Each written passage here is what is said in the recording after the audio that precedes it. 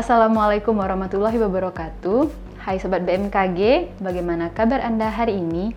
Semoga senantiasa dalam keadaan sehat walafiat. Jumpa lagi bersama kami di layanan informasi iklim Stasiun Klimatologi Sumatera Barat. Kali ini bersama saya, Febiola. Seperti biasa, kami akan memberikan informasi untuk Anda, yaitu berupa analisis serta perakiraan hujan. Sebelum itu, mari kita lihat dulu bagaimana kondisi dinamika atmosfer kita. Sobat, dinamika atmosfer dapat dilihat melalui beberapa indeks berikut. Yang pertama ada Dipole Mode Index, yang mana pada bulan Juni, Juli, Agustus tahun 2025 diprediksi berada pada kategori netral. Kondisi IOD netral diperkirakan oleh BMKG akan terjadi setidaknya hingga November tahun 2025. Yang kedua ada indeks ENSO atau El Nino Southern Oscillation pada bulan Juni, Juli, Agustus tahun 2025 diperkirakan berada pada kategori netral. Kondisi netral diperkirakan akan berlangsung hingga bulan Desember tahun 2025. Yang ketiga, kondisi anomali suhu muka laut atau SST di wilayah Indonesia. Pada dasarian pertama Mei tahun 2025, secara umum sebagian besar wilayah Indonesia cenderung lebih hangat dibandingkan normalnya. Namun, anomali dingin terlihat berada di Sumatera bagian utara. Perakiraan kondisi suhu muka laut Indonesia periode Juni hingga November diperkirakan normal hingga anomali positif atau hangat dengan kisaran nilai sebesar 0,5 sampai 2 derajat Celcius. Yang kedua ada indeks ENSO. Pada bulan Juni, Juli, Agustus, BMKG memperkirakan indeks ENSO berada pada kategori normal dan diperkirakan akan tetap normal sampai bulan Desember tahun 2025. Yang ketiga ada kondisi suhu muka laut wilayah Indonesia.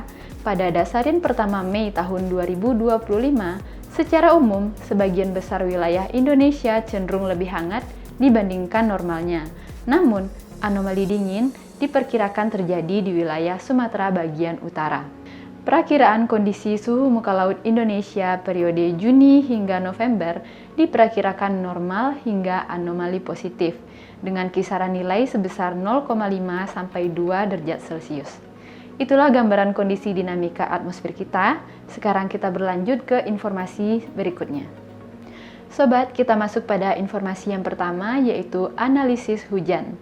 Yang pertama ada distribusi curah hujan bulan April tahun 2025, yang mana secara umum wilayah Sumatera Barat memiliki curah hujan dengan kategori menengah.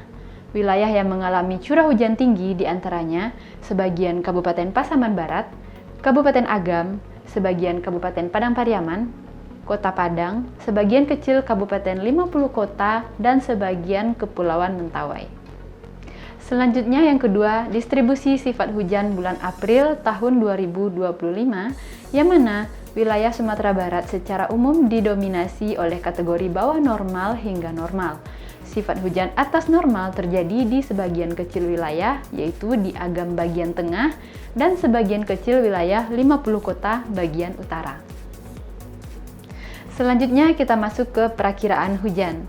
Yang pertama, perakiraan curah hujan bulan Juni tahun 2025, yang mana sebagian besar wilayah Sumatera Barat berada pada kategori menengah dan curah hujan kecil dari 150 mm diprediksi akan terjadi di Kota Payakumbuh dan sekitarnya, Kabupaten 50 Kota bagian selatan, sebagian Kabupaten Tanah Datar, Kota Sawah Lunto, sebagian Kabupaten Sijunjuk, dan sebagian kecil Kabupaten Solok bagian tengah. Selanjutnya, perakiraan sifat hujan bulan Juni tahun 2025.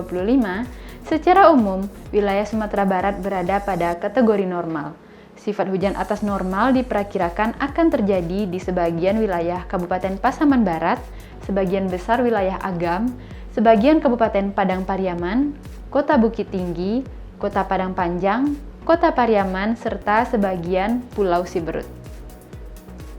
Baiklah Sobat, demikian informasi yang dapat kami sajikan untuk Anda. Semoga dapat memberikan manfaat untuk perencanaan kegiatan Anda ke depan. Untuk informasi lebih lanjut, dapat Anda baca di e-bulletin kami di description box di bawah ini. Akhir kata, wabillahi taufiq wal hidayah. Wassalamualaikum warahmatullahi wabarakatuh. Saya Febiola Risa. Sampai jumpa.